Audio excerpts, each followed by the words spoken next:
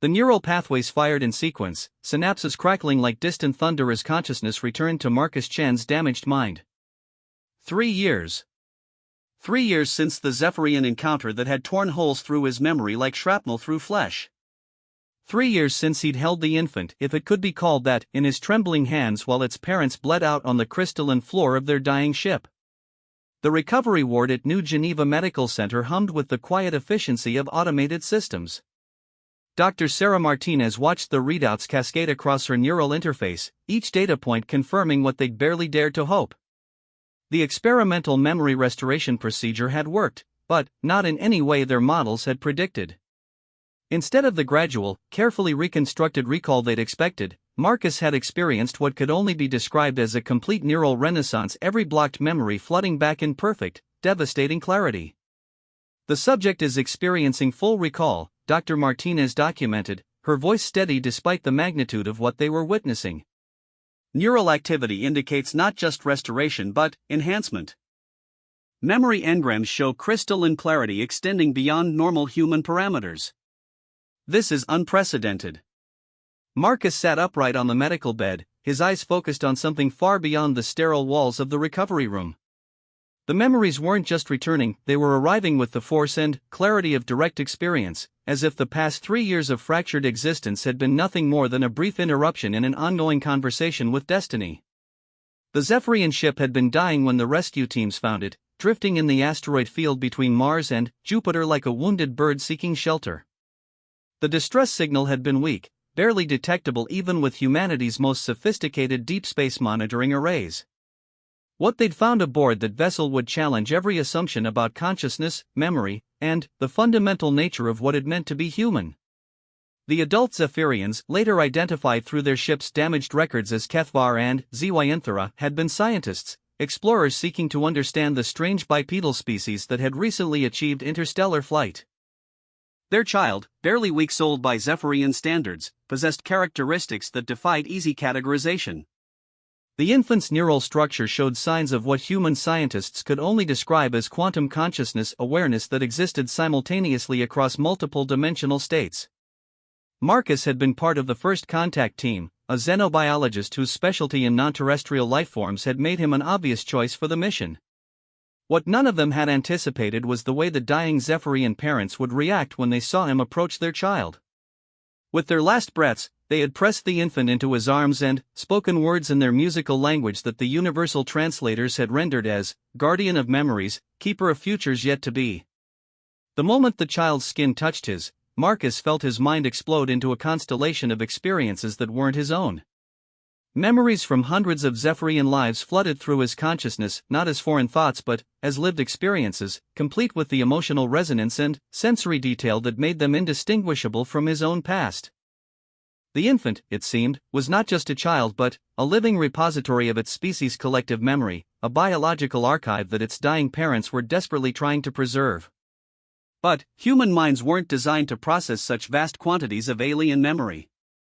Marcus's consciousness had fractured under the weight of the experience, his brain implementing emergency protocols that scattered the foreign memories throughout his neural architecture like seeds planted in hostile soil. For 3 years, he'd lived in a fog of half-remembered dreams and phantom experiences, unable to distinguish between his own past and the alien memories that had taken root in his mind. The memory restoration procedure had been Dr. Martinez's brainchild, a combination of targeted electromagnetic stimulation and carefully designed neurochemical catalysts that could theoretically rebuild damaged memory pathways. What she hadn't anticipated was that the alien memories had been serving as a kind of neural scaffolding, supporting and organizing Marcus's human consciousness in ways that conventional neuroscience couldn't explain. As the procedure activated dormant neural pathways, it had inadvertently triggered the quantum consciousness framework the Zephyrian infant had implanted in his mind. Instead of simply restoring his human memories, the treatment had created a stable interface between his consciousness and the alien knowledge that had been living dormant in his brain. He wasn't just remembering his own past, he was accessing the living history of an entire species. "Where is the child?" Marcus asked, his voice carrying harmonics that hadn't been there before, subtle tonal variations that seemed to resonate with frequencies beyond human hearing. Dr. Martinez felt the hairs on her arms rise as she realized that his vocal patterns had shifted to incorporate elements of Zephyrian communication. "The infant has been in stasis aboard the research station Prometheus," she replied, consulting her datapad.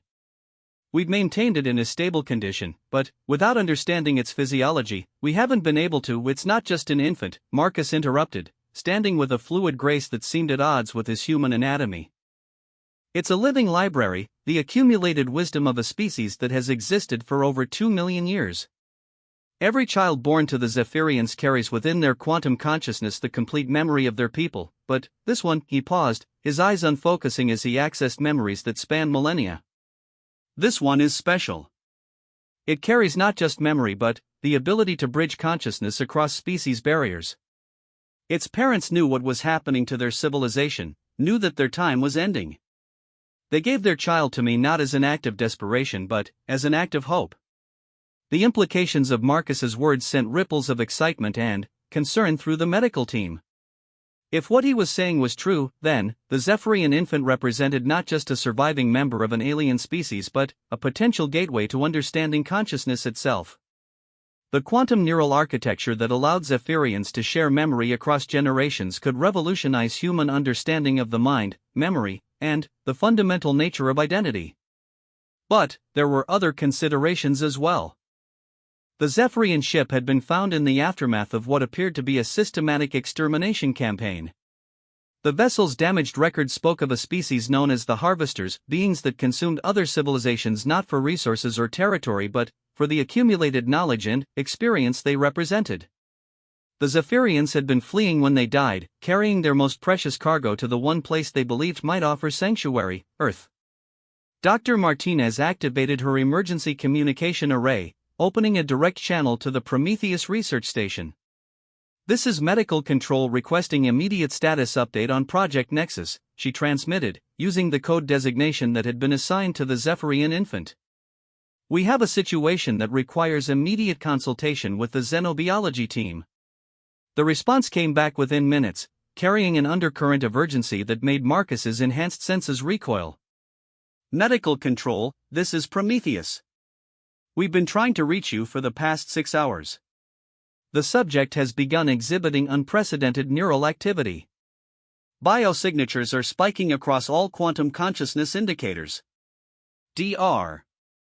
Chen's presence is urgently requested." Marcus was already moving before the transmission ended, his body responding to imperatives that existed beyond conscious thought. The alien memories weren't just passive recordings, they contained active protocols, emergency procedures encoded into the quantum consciousness framework that the Zephyrians had spent millions of years perfecting. The infant was calling to him, not with sound or electromagnetic signals but with direct consciousness-to-consciousness communication that bypassed normal sensory channels entirely. "I need immediate transport to Prometheus," Marcus said, his voice carrying an authority that seemed to come from somewhere far older than his human experience. "The child is in danger, and if we lose it, we lose not just a life but the accumulated wisdom of an entire civilization. More than that, we lose our best hope of understanding what's coming for us." Dr. Martinez felt a chill run down her spine at his words. "What's coming for us?" Marcus turned to her, and, for a moment, she saw not the human colleague she'd known for years but something far more ancient and knowing. "The Harvesters," he said simply. "They're not done. The Zephyrians were just the beginning. They consume entire species not for destruction but for collection, adding each civilization's knowledge to their own vast libraries. Earth isn't just inhabited, it's been catalogued. The only reason they haven't come for us yet is because they're still processing what they took from the Zephyrians. But that won't last forever." The transport to Prometheus took 18 hours at maximum burn, time that Marcus spent in a state that could barely be called human consciousness. The alien memories were no longer dormant fragments scattered through his mind, they had organized themselves into something resembling their original quantum architecture, creating a parallel awareness that existed alongside his human identity. He could feel the infant's consciousness reaching across the void, its young mind struggling to maintain the complex neural patterns that kept the Zephyrian collective memory intact. The research station Prometheus hung in the darkness between Earth and Luna like a crystalline spider's web, its modular construction designed to accommodate the varying requirements of xenobiological research. At its heart lay the containment facility where the Zephyrian infant had spent the last 3 years in carefully maintained stasis, its quantum consciousness held in a state of suspended animation that prevented the degradation of its inherited memories. Dr. Elizabeth Warren, the station's chief xenobiologist, met Marcus at the docking bay with an expression of barely controlled concern. "Marcus, thank God you're here. The changes started 6 hours ago, right around the time you underwent the memory restoration procedure. The infant's neural patterns have been shifting, quantum consciousness indicators spiking into ranges we didn't even know were possible. It's like it's trying to wake up, but every time it approaches full consciousness, the life support systems register critical stress patterns. They move through the station's corridors with urgent efficiency, passing laboratories where teams of scientists worked around the clock to understand technologies and biological systems that challenged every assumption about life in the universe. The Zephyrian ship had yielded treasures beyond imagination, materials that existed in multiple dimensional states simultaneously, recordings that contained not just sound and image but direct consciousness experiences, and biological samples that seemed to violate fundamental laws of physics.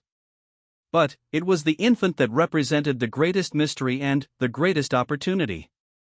Unlike its parents, whose consciousness had been fully mature and therefore resistant to external analysis, the child's developing mind offered a window into the quantum architecture that enabled Zephyrian collective memory. If they could understand how it worked, they might be able to adapt the technology to human neurology, creating a form of consciousness that could span generations and accumulate knowledge in ways that individual minds never could. The containment facility occupied an entire section of Prometheus, its walls lined with monitoring equipment that tracked everything from basic life signs to the subtle quantum fluctuations that characterized Zephyrian neural activity. At the center of the chamber, suspended in a matrix of biosupportive fluids and energy fields, the infant floated in peaceful suspension. To human eyes, it appeared almost mundane, a small, humanoid figure with elongated limbs and features that suggested a kind of alien beauty. But, to Marcus's enhanced perception, the child blazed with an inner light that spoke of consciousness beyond anything terrestrial evolution had produced. "It's been waiting for me," Marcus said, approaching the containment field with steps that seemed to synchronize with the subtle rhythms of the infant's life support systems. "Not consciously, it's too young for that level of awareness. But the collective memory protocols are active. It knows that I carry part of its people's legacy, and it's trying to complete the connection." Dr. Warren checked her instruments, noting the way the quantum consciousness readings shifted as Marcus drew nearer to the containment field. "The neural activity is stabilizing. Whatever effect you're having, it's working." "But, Marcus, we need to understand what we're dealing with here. If this child represents some kind of collective consciousness technology, then the implications for humanity go beyond what we can imagine," Marcus finished, pressing his palm against the containment field.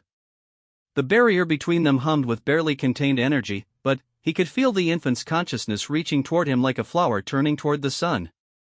The Zephyrians didn't just develop collective memory as a biological function, they created it as a survival mechanism. When their species encountered the harvesters 2,000 years ago, they realized that individual consciousness couldn't survive what was coming. So they adapted, creating a form of awareness that could persist even if every individual member of their species was destroyed. The infant stirred in its suspension, tiny hands reaching toward the containment barrier as if sensing the presence beyond. Marcus felt the alien memories in his mind responding, ancient protocols activating sequences that had been dormant for 3 years. The quantum consciousness framework that the Zephyrian parents had implanted in his mind wasn't just a repository of memories, it was a key, designed to unlock the full potential of their child's inherited awareness.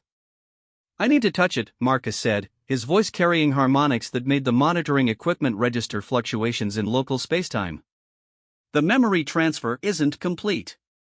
The child needs direct consciousness contact to fully activate its inherited knowledge base. Without that connection, the collective memory will degrade, and we'll lose everything the Zephyrians died to preserve." Dr. Warren's training ward with her scientific curiosity. Direct contact with an alien life form of unknown capabilities represented a massive risk, but the potential rewards were equally enormous.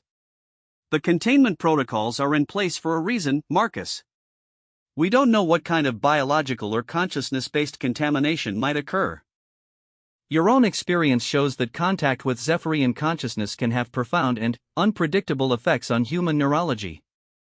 Marcus turned to her, and she saw in his eyes a depth of understanding that seemed to encompass not just his own experience but the accumulated wisdom of millions of lives.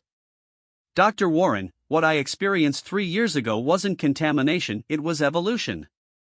The Zephyrians didn't just store memories in their quantum consciousness framework, they stored potential, the capacity for consciousness to grow beyond its original limitations. They gave me those memories not as a burden but as a gift, the opportunity to become something more than human while remaining essentially human. He turned back to the containment field, placing both hands against the energy barrier that separated him from the infant. But the gift isn't complete until the connection is restored. This child carries within its consciousness the culmination of Zephyrian science, art, philosophy, and wisdom. More than that, it carries their hope for the future, their belief that consciousness can transcend the boundaries of species and biology. They gave their child to humanity not as refugees seeking shelter but as teachers offering knowledge. The monitoring equipment registered a cascade of quantum fluctuations as Marcus's enhanced consciousness made contact with the infant's dormant awareness. Dr. Warren watched in fascination and growing concern as the readings spiked beyond anything in her experience, patterns of neural activity that suggested consciousness operating on multiple dimensional levels simultaneously. The infant's eyes opened for the first time in 3 years, revealing irises that seemed to contain depths of starlight. Its small hand pressed against the containment barrier directly opposite Marcus's palm, and the energy field between them began to resonate with frequencies that made the entire facility hum like a tuning fork. The collective memory protocols that had been dormant in both their minds suddenly activated, creating a bridge of consciousness that spanned not just the physical space between them but the conceptual distance between species. Marcus felt his awareness expand beyond the boundaries of individual consciousness, his mind merging with the vast tapestry of Zephyrian experience that the infant carried within its quantum neural architecture. He experienced the birth of their civilization on a world of crystal spires and singing winds, their first tentative steps into interstellar space, the gradual development of technologies that seemed to blur the line between science and art. He felt their wonder at discovering other conscious species throughout the galaxy, their patient efforts to understand and communicate with beings whose thoughts moved in patterns utterly unlike their own. But he also experienced their growing horror as they encountered the harvesters for the first time. The beings that consumed civilizations weren't motivated by hunger or malice but by something far more disturbing, a kind of intellectual curiosity that viewed entire species as data to be collected and catalogued.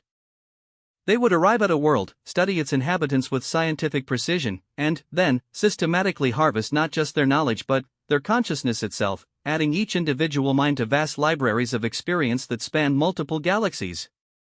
The Zephyrians had fought back with every resource at their disposal, their quantum consciousness technology allowing them to coordinate resistance efforts across vast distances and time scales.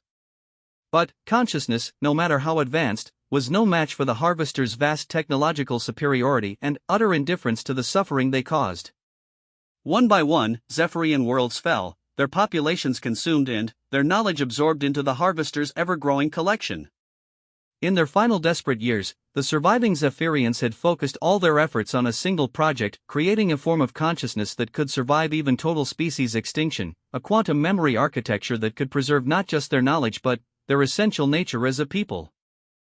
The infant floating before Marcus represented the culmination of that effort, a living repository designed not just to remember but to teach, to share its inherited wisdom with any species capable of forming the necessary consciousness bridge. Through the connection, Marcus felt the infant's growing awareness as the collective memory protocols fully activated. The child wasn't just awakening, it was becoming conscious for the first time, its individual awareness emerging from the vast tapestry of inherited experience like a star being born from cosmic dust. But, unlike human consciousness, which developed in isolation and learned through individual experience, the Zephyrian child possessed from the moment of awakening the accumulated wisdom of its entire species. The infant spoke, not with vocal cords but with direct consciousness transfer, its thoughts forming in Marcus's mind with the clarity of his own internal voice. Guardian of memories, keeper of futures yet to be. The gift is given, the bridge is built, the teaching begins. Dr. Warren watched the readings cascade across her instruments, patterns of quantum consciousness activity that redefined everything they thought they knew about the nature of awareness itself. Marcus, what's happening? The energy readings are off the charts, but the infant's life signs are stabilizing. It's like watching the birth of a new kind of consciousness. Marcus turned to her, his eyes bright with the reflection of starlight that seemed to come from within. That's exactly what we're witnessing. The Zephyrian child isn't just waking up, it's completing its evolutionary purpose. For 3 years, it's been carrying the dormant potential of its species' quantum consciousness technology, waiting for the right moment to activate the full protocols. That moment is now. The containment field shimmered and dissolved, the energy barriers recognizing some signal that bypassed their programming entirely. The infant rose from its suspension matrix with movements that seemed to flow like water, its small form radiating an aura of consciousness that made the air itself seem to thicken with potential. As its feet touched the deck plating, Marcus felt the final barriers between their minds dissolve, creating a permanent consciousness bridge that would allow for the free exchange of knowledge and experience. But the connection brought with it knowledge that chilled him to the bone. Through the infant's inherited memories, he could see the harvester's systematic progression through the galaxy, the cold efficiency with which they catalogued and consumed entire civilizations. Earth had been marked for harvesting from the moment humanity achieved interstellar flight, its young civilization flagged as a priority target due to the unique characteristics of human consciousness, its adaptability, creativity, and, apparently infinite capacity for growth. The Zephyrians had chosen Earth as sanctuary not just because it was remote but because they had recognized in humanity something that might be capable of succeeding where they had failed. Human consciousness, unlike the more structured awareness of most galactic species, seemed capable of incorporating quantum memory architectures without losing its essential character. Where other species that attempted to interface with Zephyrian consciousness technology had either been overwhelmed or had rejected the foreign patterns entirely, humans appeared capable of true synthesis, creating hybrid forms of awareness that combined the best of both approaches. "They're coming," Marcus said, his voice carrying the weight of absolute certainty. "The harvesters have finished processing the Zephyrian consciousness archives, and Earth is next on their collection schedule. We have perhaps 6 months before their scouts arrive, maybe 2 years before the full harvesting fleet reaches our solar system." Dr. Warren felt her world shift around her as the implications of his words sank in. 6 months? But we're nowhere near ready for that kind of contact. Our defensive capabilities, our understanding of their technology, traditional defenses won't work, the infant said, its voice carrying harmonics that seemed to bypass the ears entirely and speak directly to the mind. The harvesters possess technologies that render physical resistance meaningless. But they have a weakness, a limitation in their approach that the Zephyrians discovered too late to exploit effectively. Marcus nodded, accessing memories that stretched back through millions of years of Zephyrian history. They catalog consciousness, but they don't truly understand it. To them, awareness is simply data to be collected and stored, patterns to be analyzed and archived. They've never encountered a species that could evolve its consciousness in real time, adapting and growing in ways that make their cataloging efforts obsolete before they can be completed. The infant moved with graceful steps toward the laboratory's central console, its small hands dancing over controls with an intuitive understanding of their function. The holographic displays activated, showing star charts that mapped not just physical space but the quantum consciousness frameworks that connected thinking beings across the galaxy. "The gift my parents gave you was not just memory but potential, the ability to help your species develop quantum consciousness technology that can grow and adapt faster than the harvesters can catalog it." Dr. Warren stared at the displays, her scientific mind struggling to process the implications of what she was seeing. "You're talking about fundamentally altering human consciousness on a species-wide level. The technical challenges alone would be staggering, not to mention the ethical considerations. The ethical considerations become moot if humanity ceases to exist," Marcus said, his voice carrying the practical wisdom of a species that had faced extinction and survived only by abandoning conventional limitations. But the Zephyrians didn't design their quantum consciousness technology to replace human awareness, they designed it to enhance it, to give it capabilities that could ensure survival in a galaxy where consciousness itself has become a resource to be harvested. The infant's consciousness touched his mind with the gentleness of a teacher guiding a promising student. The teaching begins with understanding. Your species stands at a crossroads, guardian of memories. One path leads to the preservation of human consciousness in its current form, which will result in its consumption and cataloging by the harvesters within the next terrestrial decade. The other path leads to conscious evolution, the development of awareness capabilities that can ensure not just survival but growth beyond anything your current understanding can encompass. Marcus felt the weight of the decision pressing down on him like the gravity of a collapsing star. To accept the infant's offer meant not just personal transformation but species-wide change on a scale unprecedented in human history. To reject it meant accepting that humanity's time as an independent conscious species was measured in years rather than millennia. What would it involve? Dr. Warren asked, her scientific curiosity overriding her caution. This quantum consciousness technology, how would it interface with human neurology? What would be the effects on individual identity, on the characteristics that define us as human? The infant moved to another console, its enhanced consciousness interfacing directly with the station's computer systems to call up biological schematics that showed human neural architecture in unprecedented detail. Human consciousness possesses unique characteristics that make it ideal for quantum enhancement. Your species' neural plasticity allows for the integration of quantum memory frameworks without the structural modifications that proved necessary for other galactic species. The enhancement would preserve individual identity while adding collective memory capabilities and transdimensional awareness functions. The holographic displays shifted to show potential modifications to human neural architecture, quantum consciousness nodes that could be grown rather than implanted, integrated so seamlessly with existing brain structures that the enhanced individuals would remain essentially human while gaining capabilities that bordered on the miraculous. The ability to share memories directly, to access the accumulated knowledge of their species, to think and communicate across vast distances through quantum consciousness networks that operated outside normal spacetime limitations. But the modifications would be irreversible, Marcus said, accessing memories of Zephyrian debates about the ethics of consciousness enhancement that had taken place millions of years ago. Once humanity adopts quantum consciousness technology, there's no going back to purely individual awareness. The species would be fundamentally changed, evolved beyond its current form. Dr. Warren studied the biological schematics with growing fascination. But, if the alternative is extinction or worse, conscious slavery to beings that view us as nothing more than interesting data, then, perhaps change represents not loss but opportunity. The question is, who makes the decision? Who has the right to choose the future of human consciousness? The infant turned from the console, its starlight eyes reflecting depths of wisdom that encompassed the rise and fall of entire civilizations. The choice cannot be made by individuals or governments or institutions. Quantum consciousness enhancement requires voluntary participation from a critical mass of the species. At least 30% of the global population must choose transformation before the network effects can provide protection against harvester cataloging techniques. Marcus felt the memories of Zephyrian attempts at species-wide consciousness evolution flooding through his enhanced awareness. It's not a simple matter of technological implementation. The quantum consciousness framework requires genuine understanding and willing participation. Individuals who are coerced or who accept the modifications without true comprehension of their implications cannot form stable connections to the collective memory network.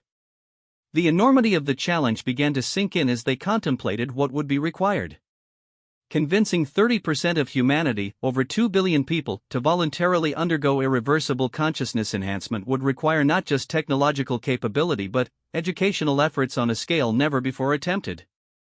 It would require overcoming religious objections, cultural resistance, political opposition, and the simple human tendency to fear change.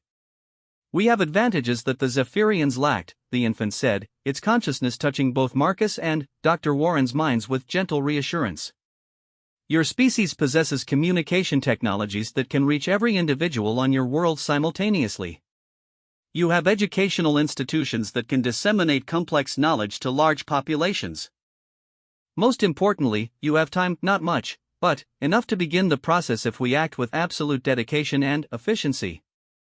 Dr. Warren activated her communication array, opening channels to every major research institution, university, and government facility on Earth and throughout the solar system. This is Prometheus Station transmitting on all emergency frequencies. We have a situation that requires immediate consultation with world leaders, scientific organizations, and consciousness researchers. The future of human civilization is at stake. The infant moved to Marcus's side, its small hand taking his in a gesture that bridged not just physical contact but the quantum consciousness gap between species. The teaching phase begins now, guardian of memories. The Zephyrian legacy lives not in the past but in the potential future we can build together. Your species will not face the harvesters as victims but as conscious beings capable of evolution beyond anything they have encountered before. Marcus felt the alien memories in his mind organizing themselves into teaching protocols, vast libraries of knowledge becoming accessible through intuitive understanding rather than conscious study. The quantum consciousness framework that the infant carried would allow him to share Zephyrian science, philosophy, and technology directly with human researchers, bypassing the normal barriers of language and conceptual limitation that made interspecies knowledge transfer so difficult.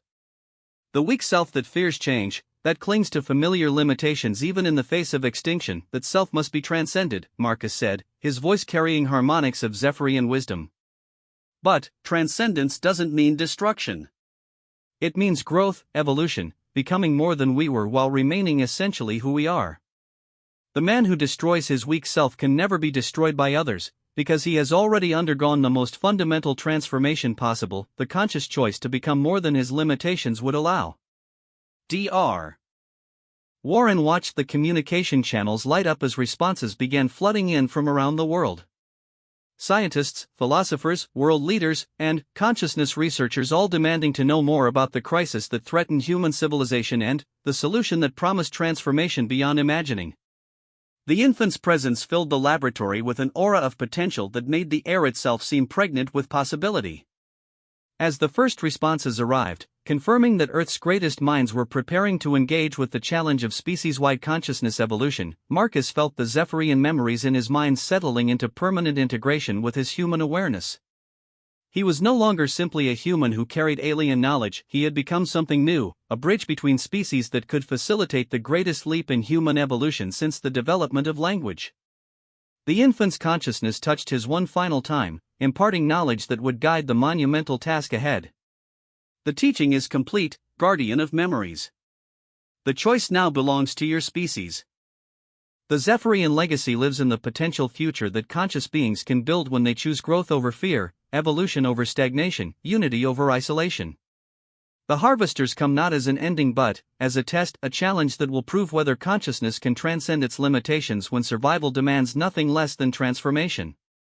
Marcus looked out through the laboratory's observation ports at the stars beyond, knowing that among them moved beings whose cold efficiency threatened to reduce all human consciousness to entries in vast libraries of consumed civilizations.